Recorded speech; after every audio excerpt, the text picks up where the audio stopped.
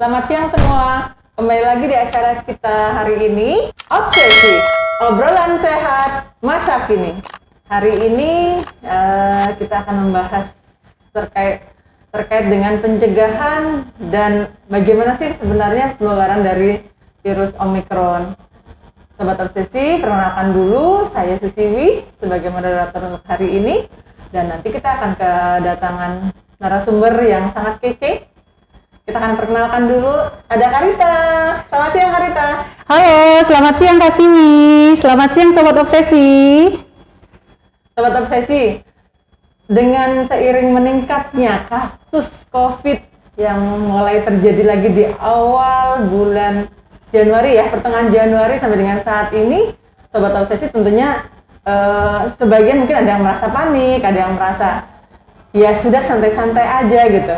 Sebenarnya kalau yang terjadi sekarang adalah COVID dengan varian menurut peneliti, menurut seorang ahli itu bahwa itu adalah varian Omicron.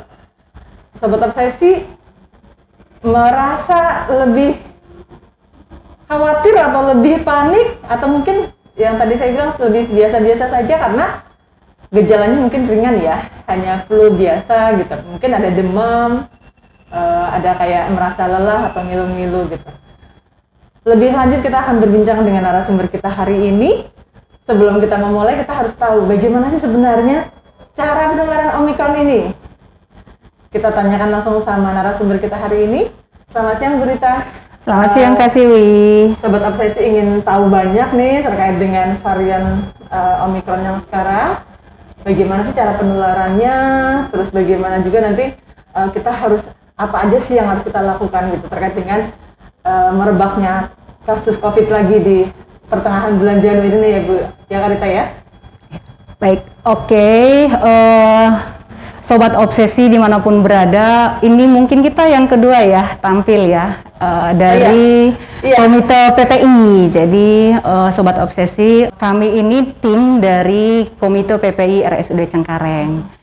Jadi dengan adanya COVID ini nih Kak Siwi, Sobat Obsesi semua, akhirnya tuh dunia mengenal PPI gitu loh, ya kan? Ada untungnya ya? Ya, itu salah satu untung seberapa kita menderitanya oleh COVID-19. Tapi sebelum saya panjang lebar, saya mau memperkenalkan diri buat semua Sobat Obsesi dimanapun berada. Nama saya Rita Rumiris Raja Gugu. Saya biasa dipanggil Kak Rita, ya. Saya profesinya perawat. Nah, kita dikenal dengan IPCN kalau di struktur Komite PPI-nya. Jadi singkatan IPCN itu Prevention Control Nurse, atau kalau di bahasa Indonesia kan itu perawat pengendali infeksi. Perawat gitu ya. Ya, Saya profesinya perawat Kak Siwi. Oke. Nah, tadi Kak Siwi sudah buka pembicaraan kita ini terkait Omicron. Ini sebenarnya ya, mau Omicron, mau Delta, mau Alpha gitu ya. Intinya itu semua virus COVID-19. Nah, kalau di Indonesia ini kita jalan ketiga tahun nih. Iya, yang ketiga kalinya ya. Betul. Sebenarnya saya sedih. Kenapa? Kenapa bisa COVID ini masih mau berulang tahun nih, nanti Maret kalau nggak salah diulang tahun nih di Indonesia. Tapi ketiga. Ya di Indonesia, karena di Indonesia lahir di bulan Maret awal kalau nggak salah ya. Kalau di luar dikatakan COVID-19 karena dia tuh 2019 lahirnya di Desember gitu ya kan. Oke. Nah, pada dasarnya beberapa varian COVID yang lahir dari mulai Alpha, Beta, Gamma, Delta, sekarang Omicron. Oke. Pada dasarnya semua virus itu sama. Itu ya kan. Nah, contoh, kita sebelum lanjut ke COVID-19, mungkin dulu kita tuh sering flu, Sobat Obsesi. Coba bayangkan. Biasanya kalau di dalam rumah satu orang flu, tanpa kita cegah dengan baik, maka besok itu semuanya di rumah flu. Tidak jauh beda kan dengan COVID-19 sekarang, gitu kan? Ya.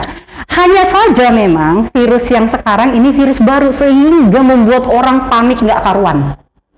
Gitu.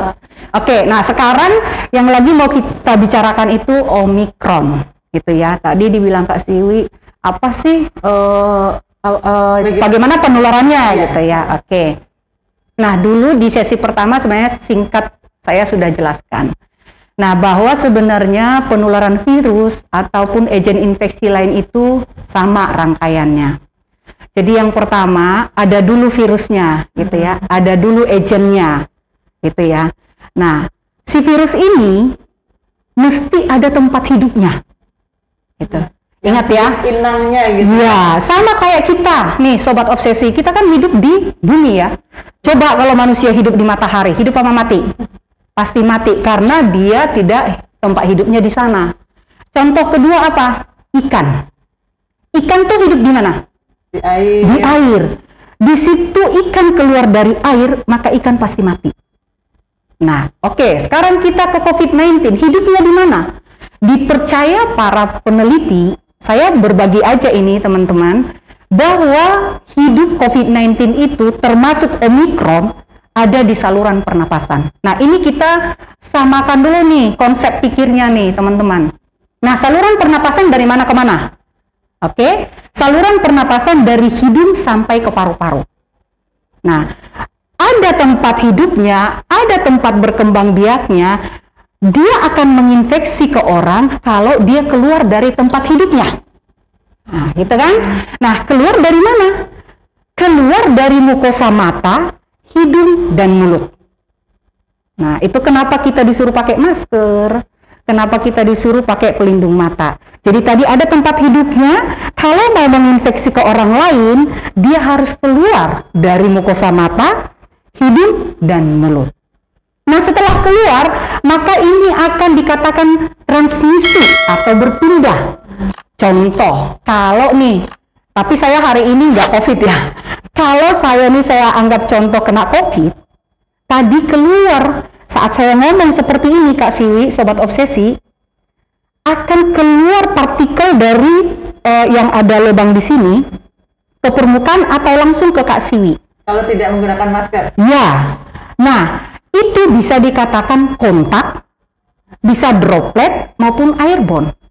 Kontak yang dimaksud contohnya apa? Saya tadi ngobrol, ini jatuh ke sini, saya salaman sama Kak Siwi, itu kontak langsung. Atau tadi saya ngobrol banyak, jatuh ke permukaan. Kak Siwi pegang permukaan, nggak cuci tangan, nah diangkat ke mata. Hidup kembali tuh COVID. Nah, itu yang dikatakan transmisi atau berpindah bisa melalui kontak. Droplet seperti ini kita dekat kurang dari 1 meter, itu bisa droplet.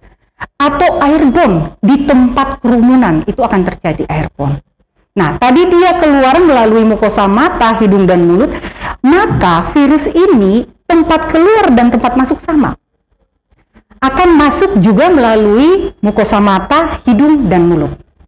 Nah, siapa yang menjadi host? Siapa yang menjadi sasaran COVID-19? Semua manusia tanpa mengenal gender ataupun umur. Usia ya? Ya. Nah, coba Kakak Siwi lihat. Pasti ada kan bayi yang kena COVID? Iya. Ada nenek-nenek yang mungkin umurnya sudah 100 tahun? Ada, jadi dia tidak mengenal.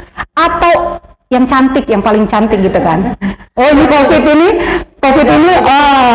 iya, mau cantik, mau ganteng gitu kan. Seperti artis-artis gitu kan, ganteng itu nggak mungkin kena COVID. Kena COVID juga, jadi sasarannya semua manusia yang hidup. Gitu ya. Nah, itu kita samakan dulu konsep pikirnya tadi, jadi bahwa dia hidup di saluran pernapasan, itu penularannya. Nah, tadi kontak. Kenapa dikatakan kontak? Tadi kalau kita sudah pakai masker, jadi sekedar tahu nih sobat obsesi, bahwa masker apapun di dunia ini yang kedua kali saya bilang, tidak ada yang proteksi 100%. Itu kenapa harus tadi ada jaga jarak. Ya. Itu. Karena akan bisa keluar dari sini secara langsung. Itu namanya dikatakan droplet. Jadi kenapa dikatakan droplet? Besaran kumannya itu di atas 3 mikron. Diyakini sama peneliti 3 mikron ini akan jatuh ke permukaan sejauh 1,8 meter. Nah, kenapa dikatakan airborne? Air berarti udara. Udara saking kecilnya partikelnya bisa mengambang di udara. Ke bawah gitu. Ya. Nah, itu cara penularan COVID. Jadi contoh, di mana seperti airborne, di mana sih kita gampang tertular? Contoh kalau kita ada di kerumunan. Nah, itu akan terjadi airborne. Di mana biasanya terjadi kerumunan di tempat publik. Contoh nih sobat obsesi, kalau kita mau kerja atau mobilisasi dengan menggunakan angkutan umum, ya contoh apa? Kereta, Iya. ya, kedua bus. Nah, ini tolong bersabar buat semua sobat obsesi. Tidak usah memaksakan kehendak harus cepat pulang, diterobos padahal sudah penuh. Nah, di sini akan sangat mudah terjadi disebut namanya airborne karena penuh, aliran udaranya tidak baik. Maka ketika di dalam kereta tersebut, di dalam bus tersebut ada yang terkonfirmasi, tapi tidak sadar bahwa orang itu terkonfirmasi. Nah, di sana dia batuk, di sana dia berbicara atau bersin. Nah, di situ akan terjadi namanya transmisi hebat atau penularan hebat. Seperti itu Kak Siwi, itu penularan COVID ataupun virus lain sama sebenarnya. Tuh. Berarti karena kalau tadi disampaikan, berarti masker yang kita pakai ini sebenarnya masih ada kemungkinan nembus gitu ya Bu, maksudnya untuk partikel yang sifatnya sangat kecil masih akan lolos ya, sebagian kecil itu ya. Jadi maksudnya masih ada kemungkinan droplet atau cairan yang tadi kita keluarkan pada saat kita berbicara, kita batuk atau bersin masih akan lolos kan dari masker yang kita gunakan ini sebenarnya kan Bu? Ya, nah ini pertanyaan yang baik ya dari Kak Siwi. Jadi lolos artinya itu gini, seperti tadi yang saya bilang bahwa tidak ada masker di dunia ini yang proteksi hidung dan mulut kita itu 100%. Kenapa? Kalau kita proteksi mulut dan hidung kita 100%, yang mati duluan kita, bukan virusnya. Kenapa kita nggak bisa napas? Nah, maka kalau kita baca-baca buku, jadi proteksi masker itu ada yang 96%, ya kan? Ada yang 98, ada yang 94, itu bisa masker bedah. Nah, yang tadi sisanya ini, yang 4%, yang 6%, itu akan keluar. Nah, oleh karena itu, maka yang selalu juga di pemerintah ya agungkan itu, maka disuruh kita jaga jarak. Untuk menghindari ya tadi. Iya, yang tadi yang 4% atau 6%. Iya, betul Kak Siwi. Yang kecilnya bisa lolos itu, makanya karena kita tidak mungkin menggunakan masker yang 100% filtrasinya, makanya kita harus menjaga jarak. Jaga jarak. Menggunakan masker. Betul. Oke. Tadi kalau sudah disampaikan sama Karita bahwa penularannya melalui 3 cara, yaitu dengan droplet atau cairan yang dikeluarkan pada saat batuk maupun bersin. Kemudian pada saat kita tidak menggunakan masker, di droplet tersebut bisa akan jatuh di permukaan yang ada di sekitar kita, kemudian kita pegang. Pada akhirnya terus kita akan misalnya kita belum melakukan cuci tangan, kita mengusap mata atau kita mengusap hidung, itu bisa masuk dari situ dan kemungkinan besar virus itu akan hidup kembali ya, gitu ya Karita ya? Iya, karena gini, kenapa saya bilang demikian? Contoh, tadi ikan, kalau keluar dari air, dia mati tapi kita lihat kan? Iya. Tapi dia nggak langsung mati kan? Dia akan geleper-geleper dulu tuh, sampai oksigen yang ada di diri dia habis. Demikian juga virus. Ketika keluar dari saluran pernapasan, jatuh ke permukaan, dia tuh nggak langsung mati. Butuh waktu bagi dia untuk mati. Masalahnya, kita nggak bisa lihat ini virus. Udah mati apa tidak. Nah, sehingga ketika tadi ada banyak orang yang terkonfirmasi dia nggak pakai masker, nah dia ngobrol banyak, bahkan nyanyi ataupun teriak ataupun bersih, jatuh ke banyak permukaan. Orang yang sehat nggak tahu nih, nggak bisa lihat nih. Ini virus hidup apa enggak gitu ya kan? Iya. Nah, kalau kita bisa lihat virus, sobat obsesi nggak perlu kita sengsara. Situ kelihatan udah bisa. Nah, masalahnya kita nggak bisa lihat virus. Nah, gitu. Nah, jadi di awal-awal juga agak sedikit miris ya. Jadi sebelumnya tuh kita itu didesinfektan tuh. ya kan? Oh iya iya. Kak Siwi. Iya. Nah itu tuh salah kaprah itu. Kenapa? Pada saat masuk ke sebuah Iya, gedung kita harus didesinfektan gitu kan. Disinfektan dulu Nah, baru bisa masuk. Iya, yang ada juga nih mukosa mata kita ini kan tipis nih pembuluh darahnya. Betul. Itu bisa iritasi langsung gitu. Karena bahan kimianya itu Iya, kan, padahal yang didesinfektan itu harusnya di saluran pernapasan. Nah, karena apa? Karena COVID tadi hidupnya di saluran pernapasan. Percuma kita desinfektan di sini. Uang di sini kalaupun COVID-nya ada di sini dia akan mati selama kita tidak pindahkan dari sini ke tangan kita, ke angkat ke mata, hidung dan mulut, dia akan mati. Cuman masalahnya kita nggak bisa lihat itu kenapa kita disuruh bersih tangan dan bersih diri, bersih lingkungan. ya. Kalau dari semua yang disampaikan oleh Karita dari 3 cara penularan tadi, sebenarnya mudah ya sahabat obsesi. Harusnya kita bisa menghindari untuk tidak terpapar dengan virus-virus yang ini. Jadi Karita, ini berlaku untuk semua virus atau hanya COVID saja sih sebenarnya? Nah, pada dasarnya virus kan saya baca-baca pada prinsipnya kan penularan virus itu kan sama ya. Nah, artinya sebelum sebenarnya COVID-19 ini virus-virus yang influenza yang kita sering itu ya, sering mungkin setiap sobat obsesi sudah pernah kena virus influenza gitu ya kan. Nah, saya nih boleh testimoni nih, saya kebetulan 3 tahun yang lalu ya punya bayi lagi, saya kena flu gitu ya kan. Nah, saya kena flu, saya punya bayi, harusnya bayi saya kena gampang, tapi saya menggunakan namanya etika batuk. Jadi kuman kita ini harus kita kontrol. Kuman kita tadi yang virus tadi yang sifatnya cepat menular, virus apapun itu harus kita kontrol. Itu jangan sampai kita dengan sengaja atau tanpa sengaja itu kita tularkan ke orang lain. Nah, dengan cara apa tadi? Kalau kita biasanya kena virus biasanya kan kita ada batuk tuh. Iya. Ada flu. Nah, di situ di saat kita batuk flu, itu kumannya akan banyak keluar. Akan diterima orang lain. Gitu. Kalau kita tadi tidak kontrol dengan etika batuk. Berarti sama saja ya. Ya. Ini sama sobat obsesi, penularannya masih sama dengan flu yang biasa maupun virus COVID yang varian Omicron ini juga sama, yaitu melalui droplet, kontak, dan satu lagi terjadi airborne kalau misalnya kita berada di kerumunan orang banyak dan dalam yang tadi disampaikan adalah ventilasi yang tidak bagus atau misalnya ruangan tertutup. Oke, Karita.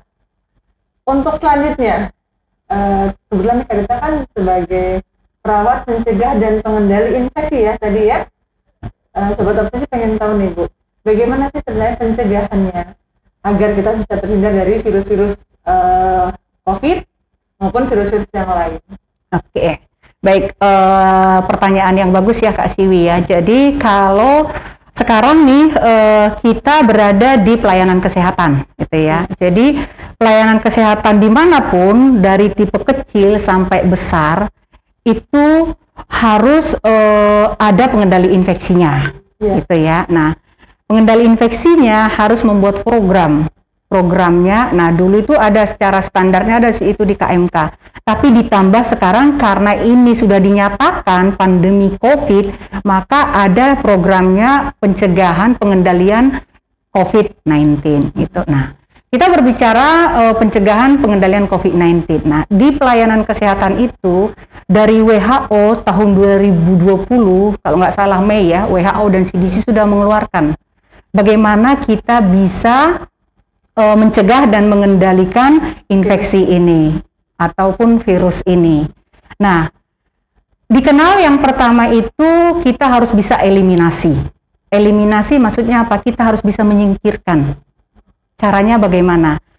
Di setiap pelayanan kesehatan biasanya ada pintu masuk. Ya. Kalau di rumah sakit, ya bisa pintu masuk pasien, bisa pintu masuk petugas gitu. Nah, kita harus eliminasi. Artinya apa? Di sini harus ada namanya triase. Ya. Contoh, tidak perlu kita berbicara di layanan kesehatan yang sudah pasti orang yang sakit datang ke sana. Di tempat publik biasa aja, contoh di mall, kita kan di triase, Kak Siwi. Kita harus time scan, kita harus ukur suhu. Kalau suhu kita panas, kita nggak dikasih masuk. Tidak boleh masuk. Nah, itu triase tuh. Nah, itu dieliminasi. Orang yang sakit nggak boleh masuk. Nah, demikian juga di rumah sakit. Nah, seperti RSUD Cengkareng, pintu masuknya 2 biasanya untuk pasien, ya. Ada poli, ada IGD. Nah, di sini harus dibuat sistem triasenya dengan baik. Tapi seperti kita tahu SOP triase di RSUD Cengkareng saya pikir sudah bagus ya dan sudah berjalan dengan baik.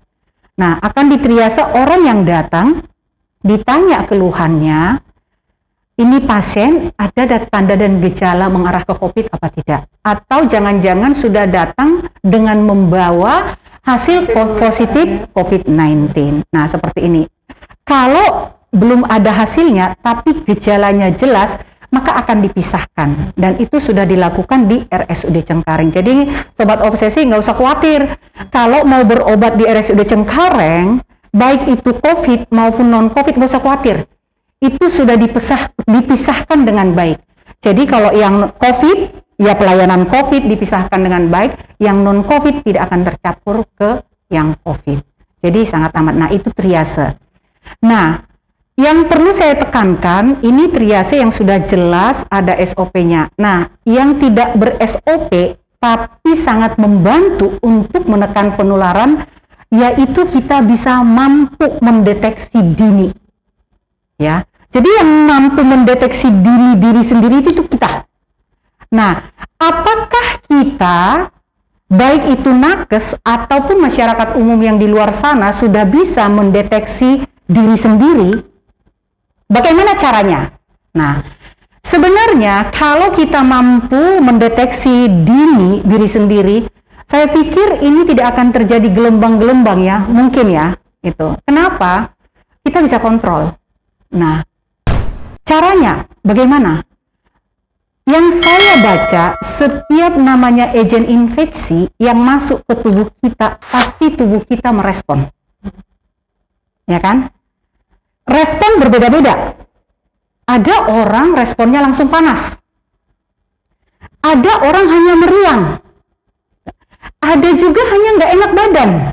Yang pasti ketika agen infeksi termasuk COVID-19 masuk ke tubuh manusia, pasti berespon manusianya. Nah, kadang kita itu sedikit apa ya? Menganggap sepele gitu ya. Ya, sebenarnya nih kalau sehat betul kan kita paham ya. Kita itu sangat bugar gitu ya. Nah, di situ masuk agen infeksi biasanya itu pasti ada seperti kelelahan atau tuh kayak nggak enak badan nih. Nah, Gitu ya badannya. nah, Sobat Obsesi, ketika sudah merasakan nggak enak badan, saya nggak bilang itu mesti panas atau batuk atau gatal, nggak enak badan saja. Nah, isolasi. Gitu. Isolasi bagaimana? Kalau kita nakes, jangan masuk kerja. Kalau kita pegawai di swasta atau pemerintahan, jangan masuk kerja. Nah, isolasi bukan hanya isolasi di tempat kerja, isolasi di rumah juga. Nah, ketika tadi nggak enak badan, gampang. Yang pertama, telepon tempat kerjanya, Bapak Ibu, saya tidak bisa masuk nih, nggak enak badan. Oke. Di rumah diinformasikan juga. Ya, buat kalian yang saya sayangi di rumah ini semua, saya lagi nggak enak badan. Nah, ini era COVID, kita harus langsung berpikir, oh jangan-jangan saya kena COVID. Maka isolasikan diri sendiri. Dan kalau memang rumah kita itu tidak begitu memadai, artinya tidak cukup luas, artinya tidak cukup buat kita untuk sendiri karena mungkin keterbatasan, maka yang sakit dan yang sehat silahkan pakai masker. Biar sama-sama aman ya. Ya, itu namanya isolasi. Nah, yang berikutnya isolasi dari tempat kerja, tapi keluar. Nah, itu salah, nggak boleh. Jadi kalau kita udah izin dari kerja, kita juga nggak boleh keluar rumah. Nah, itu deteksi dini. Nah, itu yang eliminasi juga. Nah, itu di tempat kerja. Nah, bisa juga contoh, tadi kan harus ada juga kita mencuci tangan dengan baik. Itu sarananya harus dilihat, gitu ya. Nah, yang kedua itu pengendalian engineering. Itu dari hierarki COVID-19 ya. Engineering itu apa? Engineering udah pasti bangunan. Nah, kalau di rumah sakit, maka akan direkayasa bangunannya, Bu Siwi, Kak Siwi. Bagaimana caranya agar udara di pelayanan COVID tidak bercampur dengan udara di pelayanan non-COVID. Dan di pelayanan COVID, karena di sana nakesnya sehat kan, maka akan direkayasa bagaimana caranya agar udara di sana, perputaran udara di situ lebih cepat keluar, atau banyak sekarang juga yang HEPA filter, yang seperti itu ya. Nah, itu sistem-sistem baru boleh digunakan, tapi bagaimana caranya di ruangan itu perputaran udaranya itu bagus sehingga tadi partikel-partikel atau virus itu cepat keluar. Nah, itu engineering. Nah, yang keempat dikenal juga dengan namanya pencegahan atau pengendalian administratif. Nah, tentu ini tidak kalah penting karena kita di layanan kesehatan. Apa yang dikatakan administratif? Administratif itu terkait dengan regulasi. Nah, regulasi apa yang dimaksud? Contoh, tentunya pasti ada SOP pelayanan yang terkait dengan COVID-19. Maka ini tolong dijalankan. Regulasi apa lagi? Contoh, tentunya APD, panduan APD khusus COVID-19 pasti ada. Nah, ini tolong dijalankan. Nah, ini yang dimaksud administratif. Jadi administratif bukan keuangan ya, tapi lebih bentuk ke regulasi. Regulasi itu bisa panduan, bisa pedoman, bisa SOP. Nah, yang terakhir yang selalu diributkan dari awal COVID-19 sampai sekarang yaitu APD. Nah, kalau tadi hierarkinya kan ada 4 tuh. Yang pertama eliminasi, engineering, administratif. Jadi kalau kita bisa menggambarkan itu kerucutnya begini.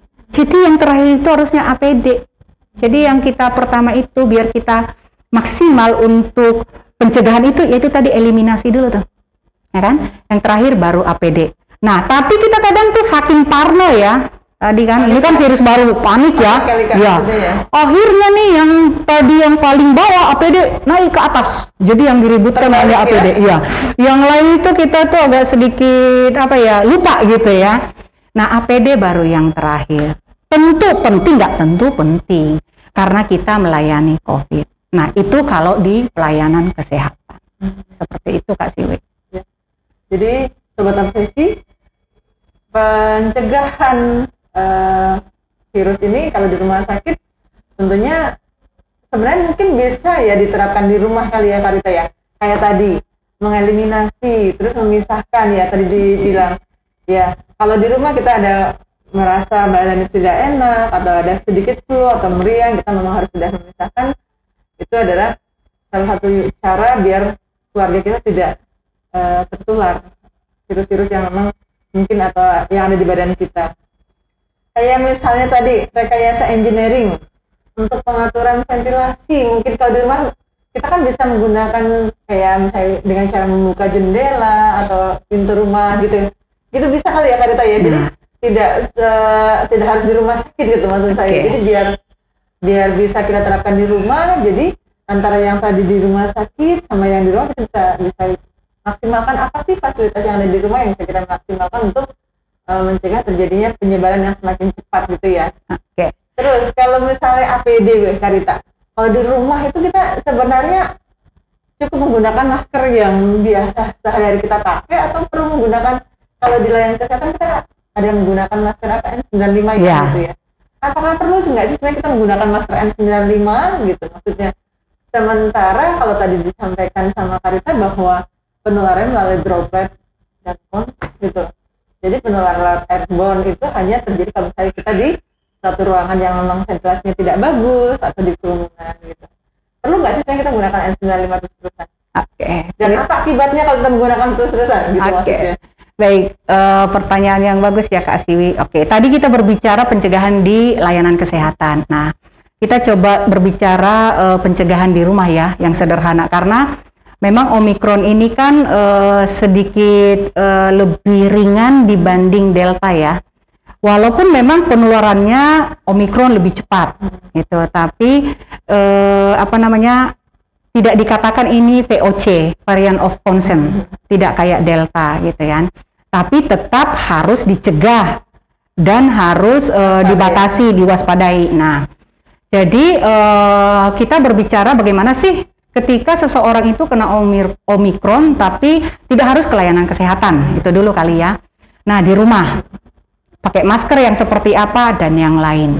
Nah, kalau memang kita sampai terinfeksi ya, ada salah satu keluarga kita terinfeksi Omikron.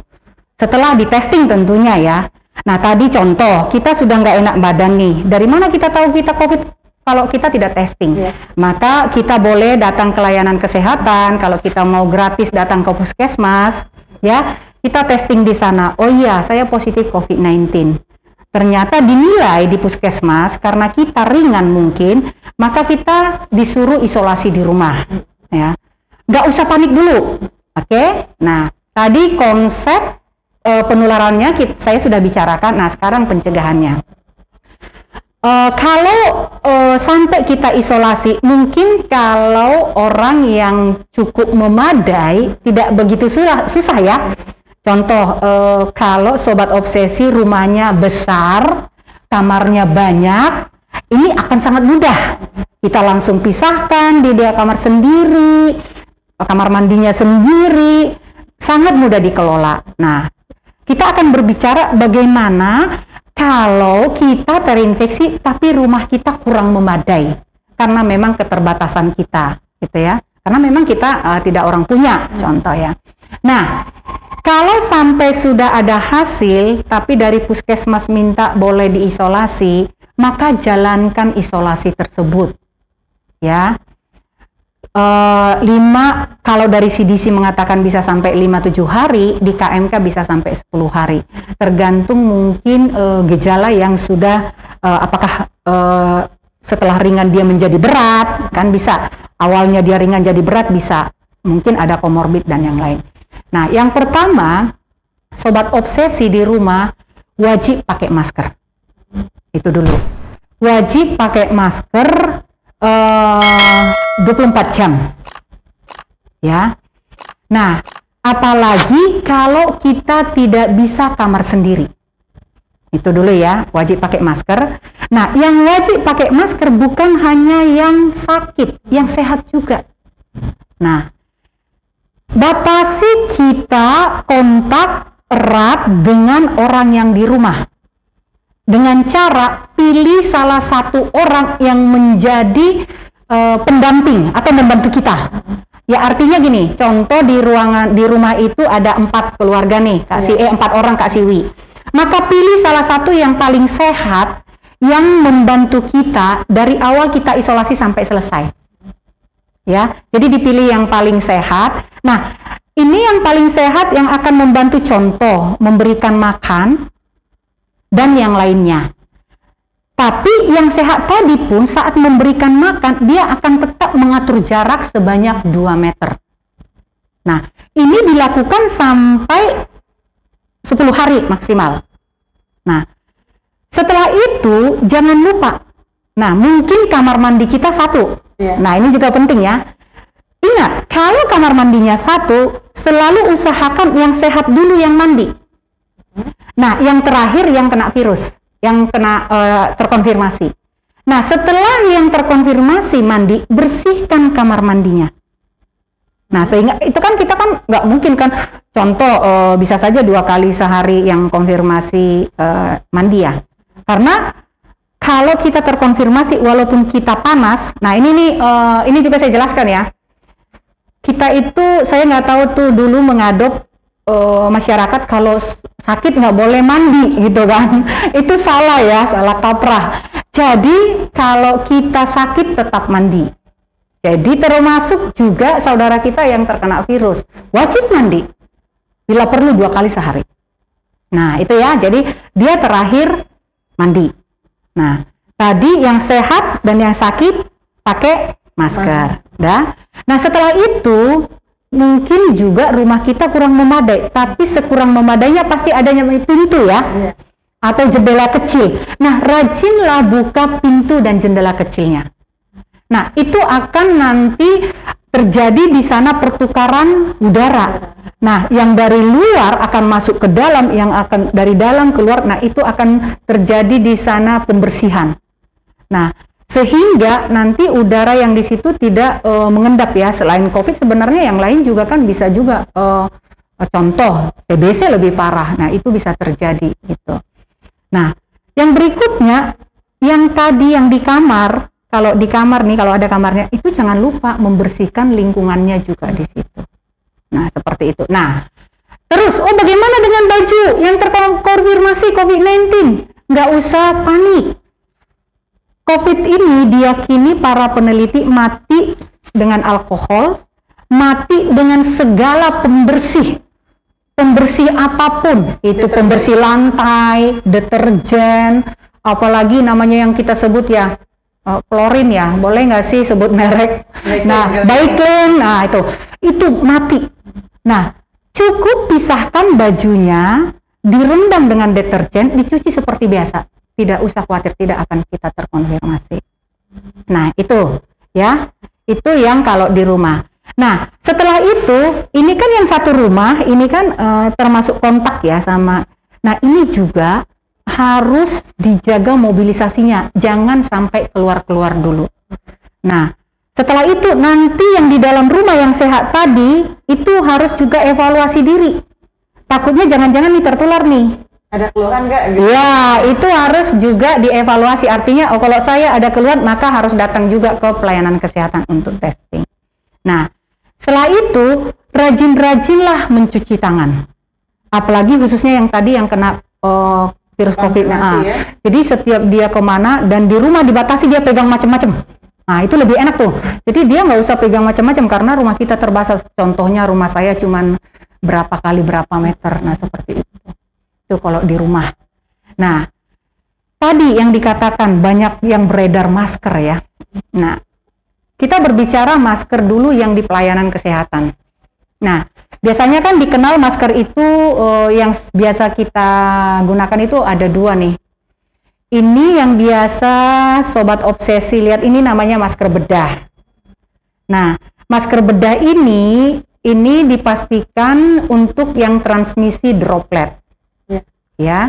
Nah, kalau yang model ini ada bermacam-macam nih model ini. Yang ini dia respiratory partikulat atau kalau di luar sering disebut ini N95. Nah, sebenarnya kalau dia hanya droplet yang tadi kita bisa jaga jarak, terus kita tidak di kerumunan, kita cukup pakai ini. Perlu double apa tidak? Tidak perlu. Nah, tapi kalau di layanan kesehatan, kalau kita mengelola pasien yang ada tindakan-tindakan aerosol, nah, COVID-19 ini akan berubah transmisinya dari droplet jadi aerosol pada pasien-pasien yang dilakukan tindakan prosedural yang menimbulkan aerosol. Nah, ini petugasnya wajib pakai N95. Gitu ya. Nah, kalau contoh sobat obsesi bilang, saya tetap mau pakai N95, silahkan kalau memang mampu laksana, pakailah dengan yang benar. Nah, yang menjadi catatan Kak Siwi, saya sering juga melihat sobat obsesi masih salah menggunakan masker. Gitu ya. Oke, kita berbicara yang pertama masker bedah. Nah, masker bedah lihat sobat obsesi, biasanya ada yang ada besinya agak keras. Yang bagian atas gitu. Ya. Nah, ini kalau yang ada besi ini akan menempel di hidung. Jadi kalau hidungnya di sini, tempelin di sini. Kalau ada ya. Nah, biasanya hidungnya di atas ya. Nah, ini pasti di atas. Itu yang pertama, itu indikatornya kita benar menggunakan masker bedah. Yang kedua, ini kan ada nih lapisannya, Bapak Ibu semua. Lipatan. Nah, ini lipatan harus menghadap ke bawah.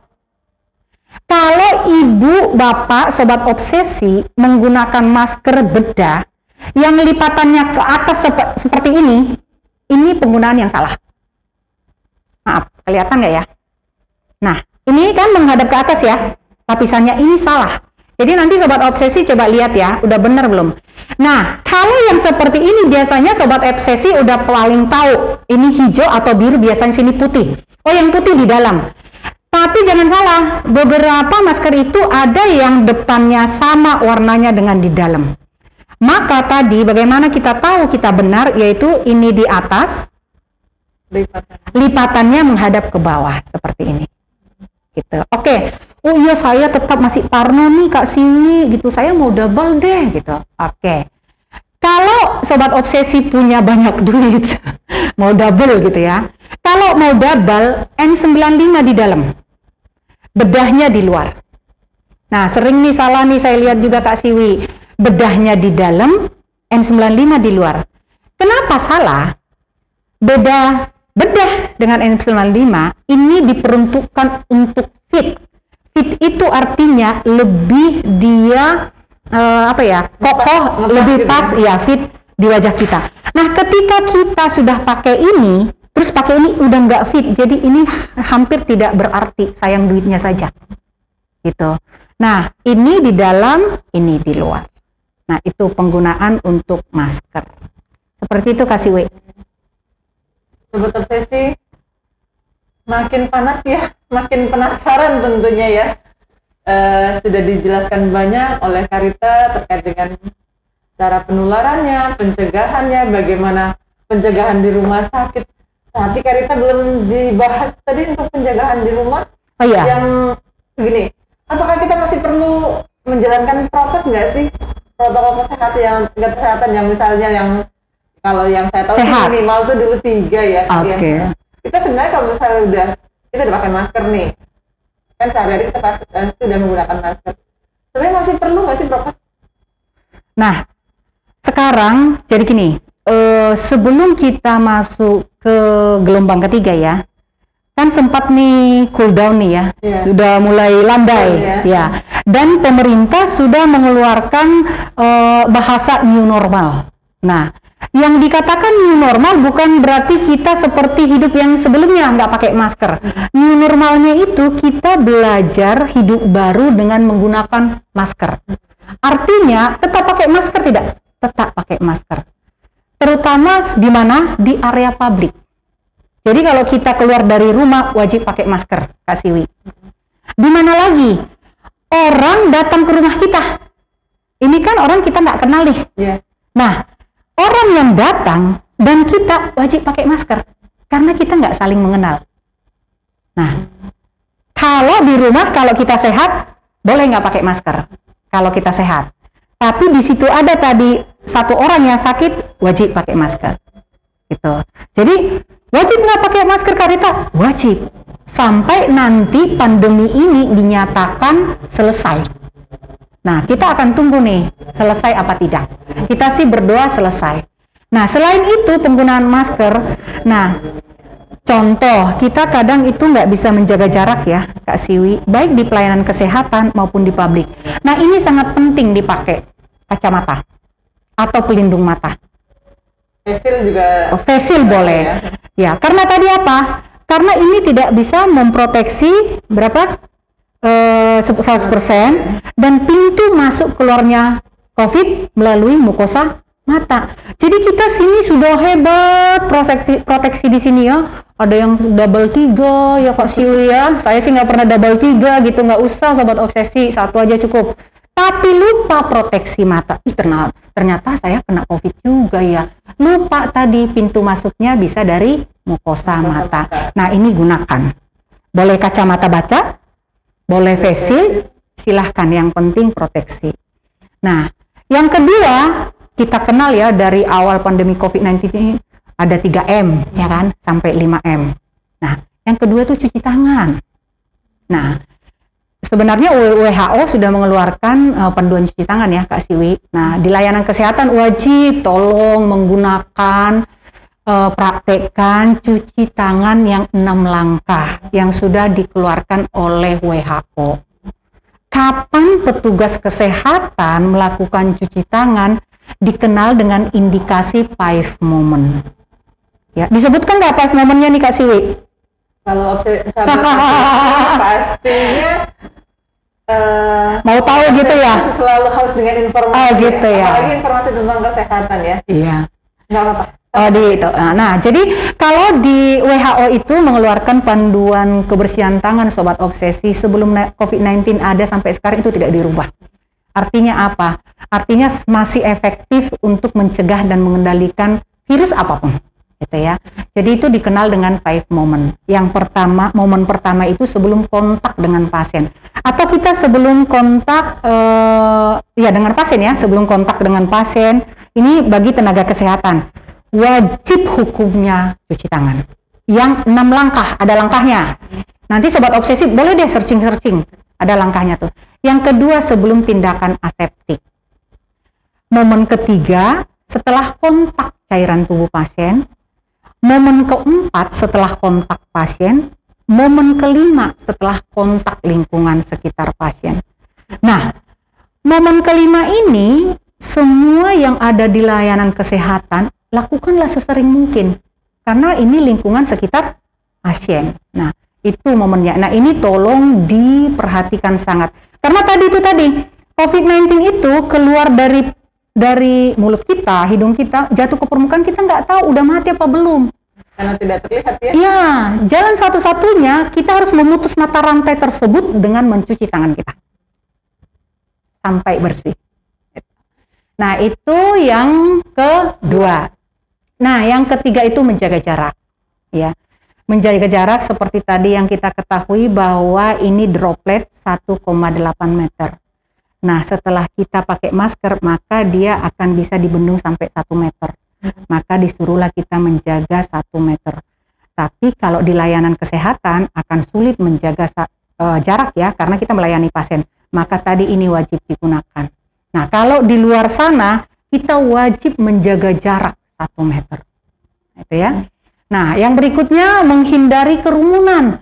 Jadi tolong kalau kita nggak penting-penting banget itu, udah nggak usah datang deh yang kerumun-kerumun. Jangan keluar rumah gitu ya? Jangan keluar rumah gitu. Kalau memang ada acara pun, silakan langsung atur jarak. Terus setelah selesai, udah langsung pulang. Gitu. Itu berkerumun. Nah, yang terakhir tuh yang kelima itu membatasi mobilisasi. Itu tadi kalau kita contoh nih, memang sih sengsara nggak sengsara kita 3 tahun. Ini kayak nih Kak Rita itu senang karaoke loh. Cuman karena COVID-19 ini nggak bisa karaoke lah. Nah, saya ganti di mana? Di rumah saya karaoke. Nah, imun juga penting Kak Siwi. Itu dengan cara kita melakukan hobi kita. Nah, silakan lakukan hobinya di rumah. Bisa nonton drakor nih yang lagi keren sekarang ya kan, atau tiduran saja. Gitu. Sobat Obsesi, sudah banyak materi yang tadi sudah disampaikan oleh Karita sebagai narasumber kita hari ini. Sebelum saya mengakhiri acara hari ini, mungkin ada closing statement yang akan disampaikan oleh Karita. Oke. Baik, terima kasih Sobat Obsesi. Semoga yang tadi kita bagi sedikit ilmu ya, bermanfaat dan bisa dilakukan, dan kita bisa tetap sehat ya menjalani hari-hari kita di era COVID-19. Nah, sebagai penutup, mari kita, jadi ini bukan hanya untuk lagi kita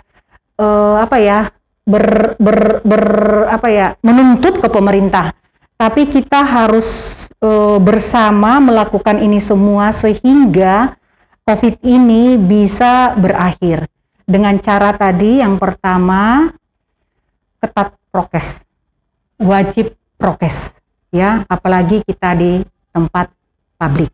Nah, yang kedua itu rajinlah mencuci tangan ya. Terus yang ketiga itu jaga jarak ya. Yang keempat, rajin membersihkan diri dan lingkungan. Ini penting ya. Nah, yang terakhir jangan lupa vaksin ya. Wajib vaksin semua Sobat Obsesi. Nah, sekarang nih kita berterima kasih kepada pemerintah ya. Kita dikasih booster loh. Iya. Jujur nih Sobat Obsesi, saya kepengen loh. Saya udah booster nih, saya kepengen yang keempat, yang kelima. Masa Sobat Obsesi udah disuruh yang ketiga nggak mau? Udah kasih ke saya deh ya. Oke, itu aja Sobat Obsesi. Semoga bermanfaat. Salam sehat selalu. Ya. Demikian yang disampaikan oleh Karita sebagai narasumber kita hari ini. Kalau dari semua yang disampaikan, saya bisa menarik kesimpulan intinya adalah dengan adanya wabah atau pandemi ini, pertama kita jadi rajin cuci tangan, kita lebih sering cuci tangan. Mungkin dulu kita nggak terlalu Mengenal. aware ya, saya nggak terlalu apa sih gitu, ngapain sih harus cuci tangan itu. Dengan adanya wabah ini akhirnya kita lebih rajin untuk melakukan cuci tangan. Akhirnya kita sering menggunakan masker, walaupun mungkin masker ini pertama-tama kita tidak nyaman gitu loh, Bu. Nggak, tapi sekarang ini kita jadi kayak udah hal yang apa ya? Biasa. Kalau kita mau keluar rumah nggak belum pakai masker, masih ada satu aksesoris yang kurang gitu, seperti halnya dulu kita kayak nggak bawa bedak atau nggak bawa lipstick gitu, Kurang. hal yang aneh. Kalau sekarang kita tidak menggunakan masker, itu yang jadi yang kayaknya masih ada yang sesuatu yang kurang gitu. Bahkan jadi lebih mirip sama make up. Iya. Duit nggak habis ya kasih ya, bener-bener. Sobat Obsesi, semuanya adalah tergantung komitmen kita. Apakah kita mau mengakhiri pandemi ini secara bersama-sama atau akan melanjutkan adalah tergantung dengan komitmen kita masing-masing.